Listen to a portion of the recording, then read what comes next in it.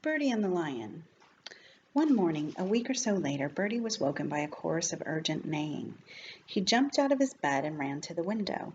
A herd of zebras was scattering away from the waterhole, chased by a couple of hyenas. Then he saw more hyenas, 3 of them, standing stock still, noses pointing, eyes fixed on the waterhole.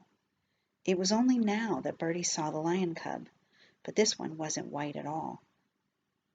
He was covered in mud, with his back to the waterhole, and he was waving a pathetic paw at the hyenas who were beginning to circle. The lion cub had nowhere to run to, and the hyenas were sidling ever closer. Bertie was downstairs in a flash, leaping off the veranda and racing barefoot across the compound, shouting at the top of his voice. He threw open the gate and charged down the hill towards the waterhole, yelling and screaming and waving his arms like a wild thing. Startled at his sudden intrusion, the hyenas turned tail and ran, but not far. Once within range, Bertie hurled a broadside of pebbles at them, and they ran off again, but again not far. Then he was at the waterhole, and between the lion cub and the hyenas, shouting at them to go away. They didn't. They stood and watched, uncertain for a while. Then they began to circle again, closer, closer. That was when the shot rang out. The hyenas bolted into the long grass and were gone. Bertie turned around and saw his mother in her nightgown, rifle in hand, running towards him down the hill. He had never seen her run before. Between them they gathered up the mud-mattered cub and brought him home. He was too weak to struggle, though he tried. As soon as they had given him some warm milk, they dunked him in the bath to wash him. As the first of the mud came off, Bertie saw he was white underneath. "You see," he cried triumphantly. "He is white. He is. I told you, didn't I? He's my white lion." His mother still could not bring herself to believe it. 5 baths later, she had to. They sat him down by the stove in a washing basket and fed him again, all the milk he could drink, and he drank the lot.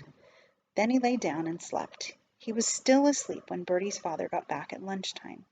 They told him how it had all happened. "Please, father, I want to keep him," Bertie said. "And so do I," said his mother. "We both do." And she spoke as Bertie had never heard her speak before, her voice strong, determined. Bertie's father didn't seem to know quite how to reply. He just said, "We'll talk about it later," and then he walked out. They did talk about it later, when Bertie was supposed to be in bed. He wasn't, though. He heard them arguing. He was outside the sitting room door, watching, listening. His father was pacing up and down. "He'll grow up, you know. He'll grow up, you know," he was saying. "You can't keep a grown lion, you know that." "And you know we can't just throw him to the hyenas," replied his mother. "He needs us, and maybe we need him. He'll be someone for Bertie to play with for a while." And then she added sadly, "After all, it's not as if he's going to have brothers and sisters, is it?" At this, Bertie's father went over to her and kissed her gently on the forehead. It was the only time Bertie had ever seen him kiss her. "All right, then," he said, "all right. You can keep your lion."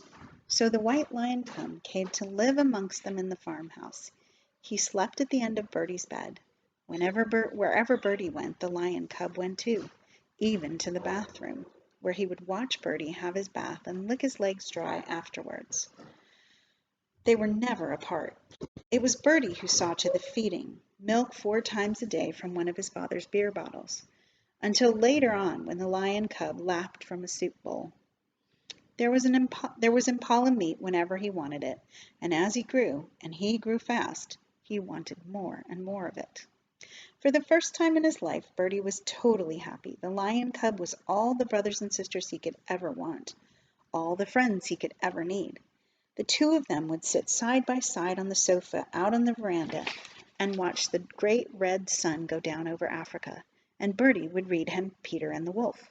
And at the end he would always promise him that he would never let him go off to a zoo and live behind bars like the wolf in the story. And the lion cub would look up at Bertie with his trusting amber eyes. "Why don't you give him a name?" his mother asked one day. because he doesn't need one," replied Bertie. "He's a lion, not a person. Lions don't need names." Bertie's mother was always wonderfully patient with the lion, no matter how much mess he made, how many cushions he pounced on and ripped apart, no matter how much crockery he smashed. None of it seemed to upset her, and strangely, she was hardly ever ill these days. There was a spring to her step, and her laughter pealed around the house. His father was less happy about it. "Lions," he would mutter, should not live in houses. You should keep 'em outside in the compound." But they never did. For both mother and son, the lion had brought new life to their days, life and laughter.